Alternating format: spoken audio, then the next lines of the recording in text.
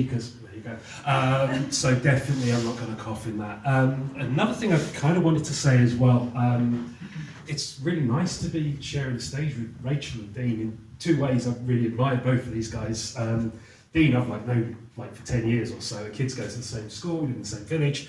You had a lovely personal design style, your own personal stuff, so dead happy to see it promulgated all across the NHS. It's really good for that. Sorry, I'm going to make you blush, aren't I? Right. So yeah, just thank you for inviting me to talk, really. So Bradford. I've lived in Bradford for 15, 16 years now. I absolutely love the place. I think it's really great. I'm from North London originally. For 10 of those years, I've kind of run my own business. I run Total, we're a little design and development agency. We do cool little digital stuff. It's all very niche, very public service in a lot of ways. A lot of arts clients, a lot of third sector clients. And it's great, but for probably the last 5 years, I've run the business in Bradford, and it's been great doing that. It's all very sustainable. It's nice for coming on the train and all of that kind of good stuff.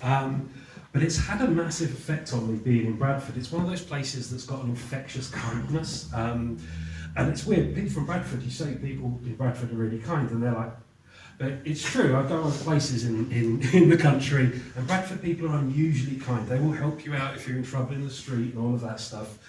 And it's lovely to see. As I say, I'm from central London, so if you fall down in the street, you better fall down on your wallet or you're going to lose it. You know what I mean? So I guess really the kind of thing is for the last 5 years being in Bradford. At that time as well, there's been some interesting stuff happening in the world. It's been a little bit of a wild ride for about the last decade. And I think the main thing that really changed for me was the refugee crisis. We had a lot of refugee and asylum support clients at the time, like 3 or 4 when the refugee crisis kicked off. And I'm from an immigrant family myself, grew up in a class with immigrants. I was one of 2 white kids in my class at one point. So you kind of feel this stuff a little bit more. And Bradford's one of these disbursement areas for asylum seekers and refugees too, so you see it. But emotional stuff aside, what I saw there were every time I went to a client's place, an asylum seeker or refugee support agency, they had piles of machines. And I was like, why have you got those machines? And they're like, well, we're just giving them out to people. They're ones that we don't need and all of that kind of stuff. And, that's a really good, nice thing to do, really, really lovely. But when people are just giving out computers and not wiping them off properly, there's loads of difficult data stuff. But so that gave me a bit of an idea. And also meeting quite a lot of the clients, the people that the agency supported.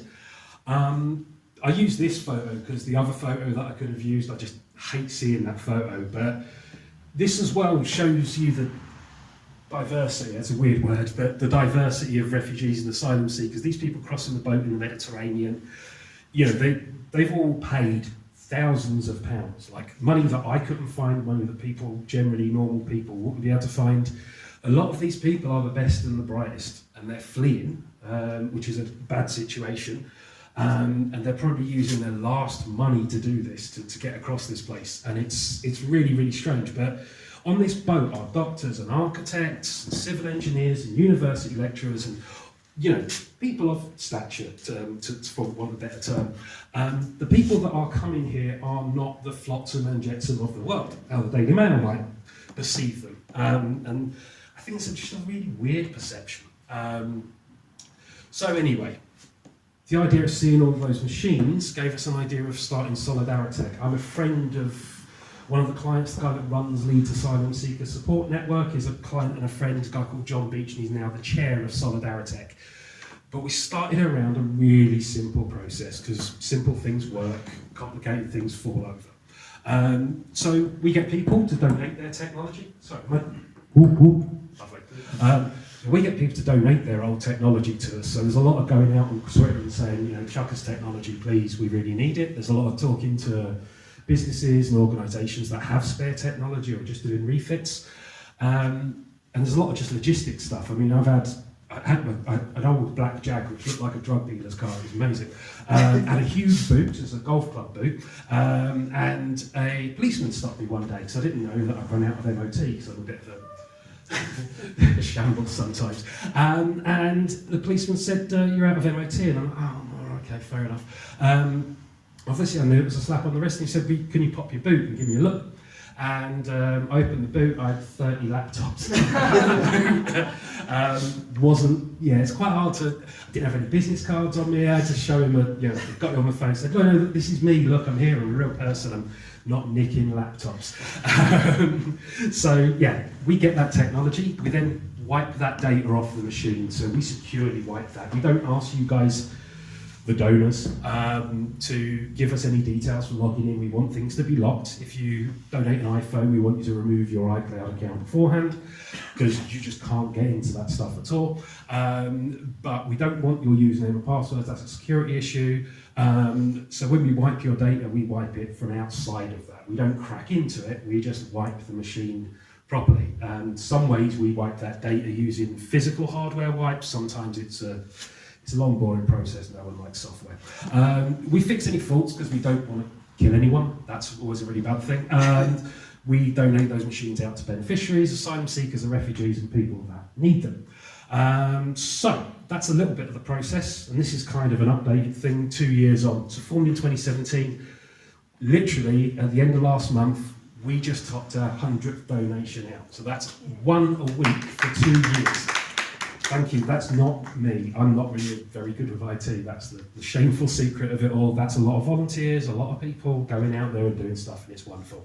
The big thing is how these things help.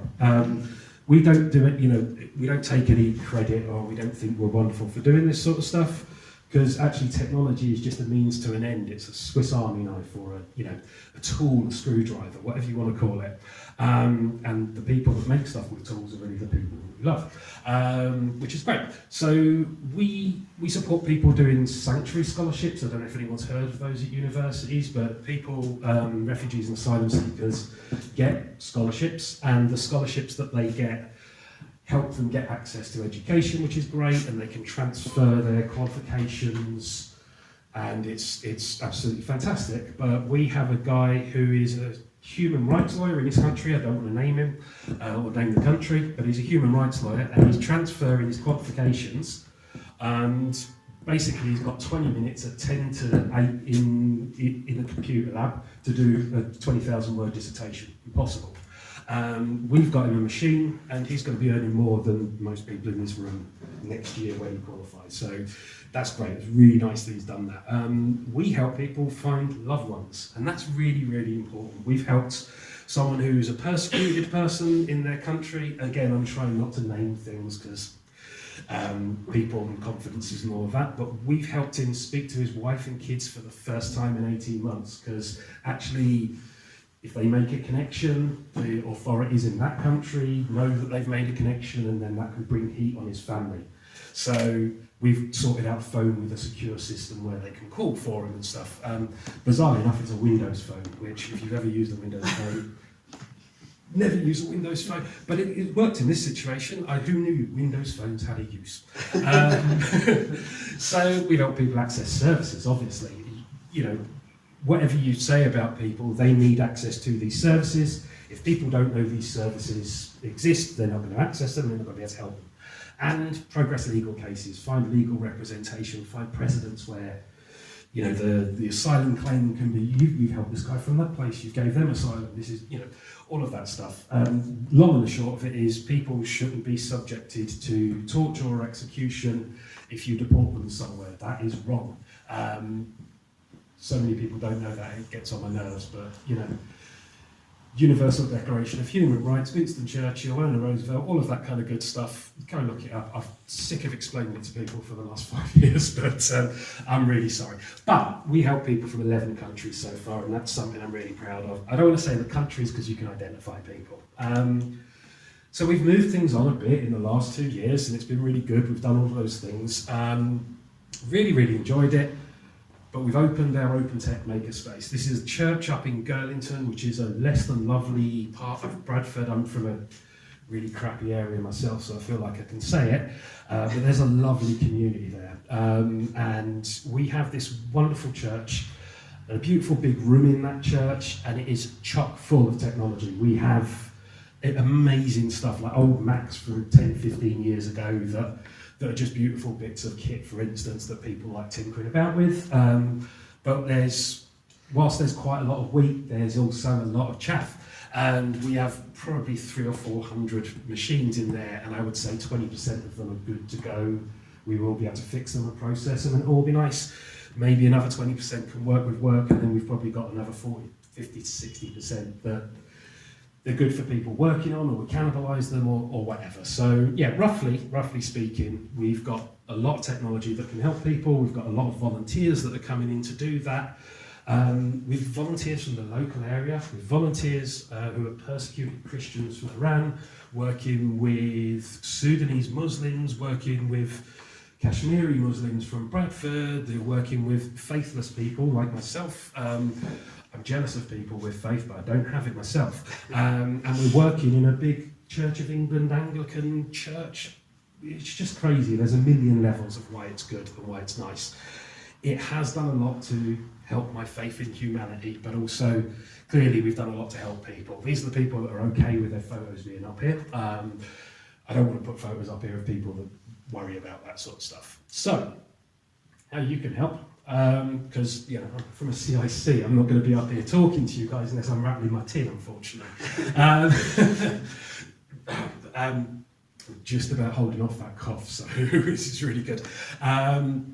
Basically, we need your machines, we need your tablets, we need your desktops, less so, because to be honest, we've got about 50 desktops and they ain't going anywhere. No one needs a desktop because G4S and all of the asylum housing don't have Wi-Fi, so people go outside to grab their stuff. So we have a lot of people needing laptops, tablets, mobile phones and all of that stuff. If you can help us with that, and if you can donate some stuff to us, that's fantastic. Everything that's good will go to a good home. All of the data on it will be securely wiped. We will give you a certificate, and that will be absolutely fantastic. If you have an organisation who have like an IT refit going on, we so badly want to speak to you. Our waiting list at the moment, having just ticked over our 100th donation, we've still got about 50 on there. So, and we have people ringing us up every day saying, how can we do this? What can we do?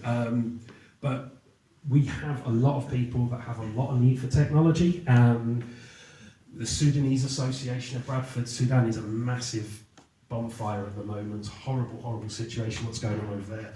We just sorted them out with a community school IT setup. So they've got 10 desktops that are really good desktops, monitors, mice, keyboards, all of that kind of good stuff.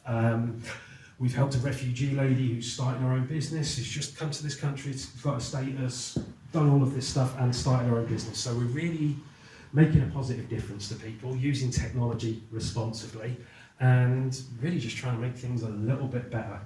So yeah, if you can do anything to help, then let us know. And my contact details are there. But thank you very, very much.